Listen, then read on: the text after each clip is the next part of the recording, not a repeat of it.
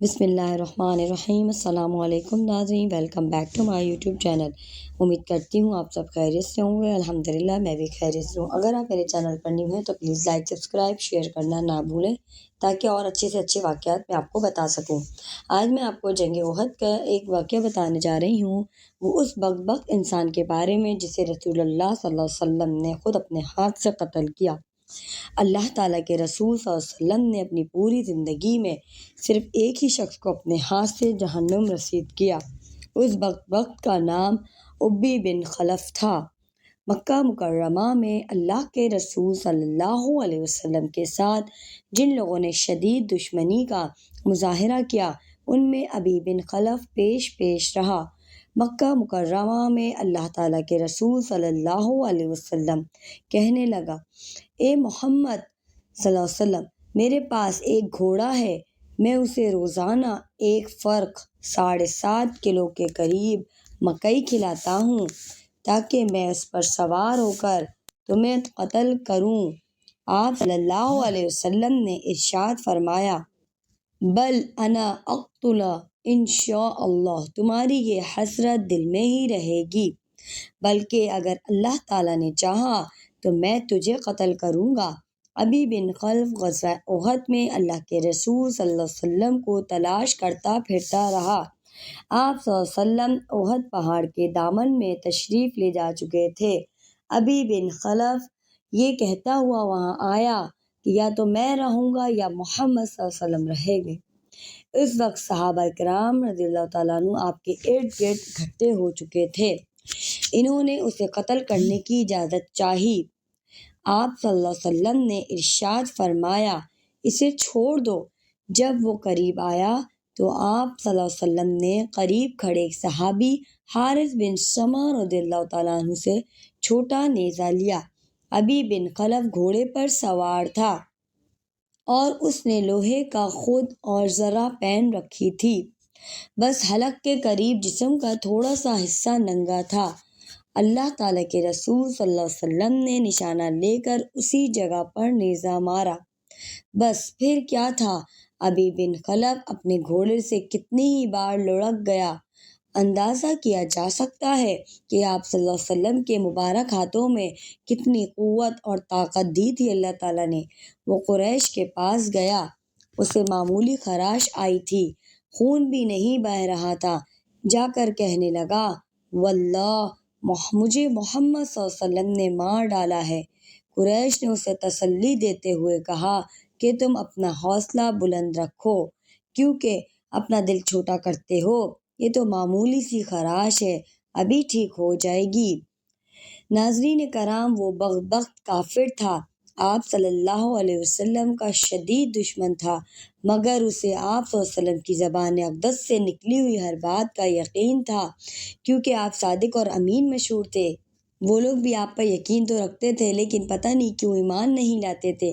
کہنے لگا، وہ مجھے مکہ میں کہہ چکے ہیں کہ میں تمہیں قتل کروں گا، اس لیے اللہ کی قسم اگر وہ مجھ پر تھوک بھی دیتے تو میری جان نکل جاتی۔ یہ درد کی شدت کی وجہ سے بیل کی طرح ڈکارتا تھا۔ جب قریش کا لشکر واپس مکہ جا رہا تھا تو اسے راستے میں صرف کے مقام پر اس کی موت واقع ہو جاتی ہے۔ قریش کو یقین ہو گیا تھا کہ محمد صلی اللہ علیہ وسلم شہید ہو چکے ہیں، اس لیے انہوں نے واپسی کی تیاری شروع کر دی۔ کچھ مشرک مرد اور عورتیں مسلمان شہداء کا مسئلہ کرنے میں مصروف ہو گئے۔ ان میں ابو سفیان کی بیوی ہندہ سب سے آگے تھی۔ اکثر شہداء کے ناک، کان، ہونٹ کاٹ دیے گئے تھے۔ ہندہ بطور خاص سید الشہداء حمزہ کے جسم مبارک کی بے حرمتی کرتی ہے، ان کا مسئلہ کرتی ہے۔ مسلمانوں کے نقصانات کی خبر مدینہ منورہ میں پہنچ چکی ہے۔ اس خبر کے پہنچتے ہی بہت سی مسلمان خواتین میدان جنگ میں پہنچ گئیں۔ ان میں ام المؤمنین حضرت عائشہ صدیقہ رضی اللہ تعالیٰ عنہ اور سیدہ ام سلیم رضی اللہ تعالیٰ عنہ نمایاں تھیں۔ وہ زخمیوں کو پانی پلا رہی تھیں۔ اسی طرح ایک اور جنگ احد کے بعد ایک واقعہ ہوا ہے۔ پہلے تو ابو سفیان اور اس کے ساتھی یہ سمجھتے رہے کہ انہوں نے محمد صلی اللہ علیہ وسلم کو قتل کر دیا ہے، مگر جب سیدنا فاروق رضی اللہ تعالیٰ عنہ نے اس کے پروپیگنڈے کو تردید کر دی تو انہوں نے یقین ہو گیا کہ وہ اپنے مقصد میں کامیاب نہیں ہو سکے۔ میدان جنگ سے روانہ ہونے سے قبل ابو سفیان نے کہا، اگلے سال ہماری طرف سے تم لوگوں کے ساتھ بدر کے مقام پر پھر جنگ لڑنے کا چیلنج ہے۔ نبی کریم صلی اللہ علیہ وسلم نے زخمی ہونے اور تکلیف میں ہونے کے باوجود یہ چیلنج قبول فرما لیا اور ساتھیوں سے فرمایا، کہہ دو ہمارے تمہارے درمیان بات پکی ہو گئی ہے۔ جنگ احد میں مسلمانوں کے 70 آدمی شہید ہوئے تھے اور بہت سے زخمی بھی ہوئے۔ اسلام کے پہلے سفیر اور مبلغ سیدنا مصعب بن عمیر رضی اللہ تعالیٰ عنہ بھی اس جنگ میں شہید ہوئے۔ رسول اللہ صلی اللہ علیہ وسلم نے 2 3 شہداء کو ایک ہی قبر میں اکٹھے دفن کرنے کا حکم دیا۔ شہداء کی لاشوں کا مسئلہ کیا گیا، یعنی ان کے ناک، کان اور دیگر اعضاء جسم کاٹ دیے گئے۔ سیدنا حمزہ رضی اللہ تعالیٰ عنہ کا حال دیکھ کر آپ صلی اللہ علیہ وسلم بہت غمگین ہوئے تھے اور بہت روئے تھے۔ آپ نے انہیں سید الشہداء قرار دیا۔ آپ صلی اللہ علیہ وسلم مدینہ طیبہ روانہ ہوئے۔ راستے میں آپ نے اللہ تعالیٰ کی بارگاہ میں ایک لمبی دعا کی۔ شہداء کے رشتہ دار راستے میں جب ملتے تھے تو اپنے عزیزوں کی شہادت کی خبر سن کر بے حد صبر کا مظاہرہ کرتے تھے۔ انہوں نے نبی کریم صلی اللہ علیہ وسلم کی صحت و سلامتی کے بارے میں اپنے قریبی رشتہ داروں سے کہیں زیادہ فکر کا اظہار کیا اور کہا، اگر اللہ کے رسول صلی اللہ علیہ وسلم سلامت ہیں تو ہر مصیبت ہلکی اور آسان ہے۔ غزوہ احد میں مشرکین کے مقتولوں کی تعداد 37 تھی۔ غزوہ حمراء الاسد، اس سے اگلے ہی روز اللہ کے رسول صلی اللہ علیہ وسلم نے اعلان فرما دیا کہ دشمن کا پیچھا کرنے کے لیے چلنا ہے، مگر صرف وہی لوگ جائیں گے جو غزوہ احد میں شامل ہوئے تھے۔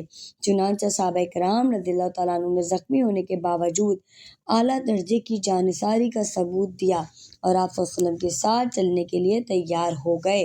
آپ صلی اللہ علیہ وسلم نے اپنے لشکر کے ساتھ مدینہ سے 12 کلومیٹر دور حمراء الاسد کے مقام پر پڑاؤ ڈالا۔ مکی لشکر واپس پلٹ کر مدینہ پر حملہ کرنے کی سوچ رہا تھا، مگر یہ اطلاع ملنے پر کہ مسلمان ان کا پیچھا کرنے کے لیے نکل چکے ہیں، ان کے حوصلے پست ہو گئے اور وہ مکہ واپس چلے گئے۔ رسول اللہ صلی اللہ علیہ وسلم چند روز تک وہاں ٹھہرنے کے بعد واپس تشریف لے آئے۔ اس مہم کو غزوہ حمراء الاسد کے نام سے یاد کیا جاتا ہے۔ اس غزوے سے اللہ کے رسول صلی اللہ علیہ وسلم کی بے مثال بہادری، شجاعت اور آپ صلی اللہ علیہ وسلم کے ساتھیوں کی غیر معمولی وفاداری اور جانثاری ظاہر ہوتی ہے۔ ناظرین کرام، آپ کو اس ویڈیو میں اس آدمی کے بھی بارے میں معلوم ہوا جو کہ رسول اللہ صلی اللہ علیہ وسلم کے ہاتھوں سے مارا گیا ہے۔ آپ کو امید کرتی ہوں اچھی ویڈیو لگی ہوگی آج کی، تو پلیز لائک، سبسکرائب اور شیئر کرنا نہ بھولیں۔ جزاک اللہ خیرا۔ اللہ حافظ۔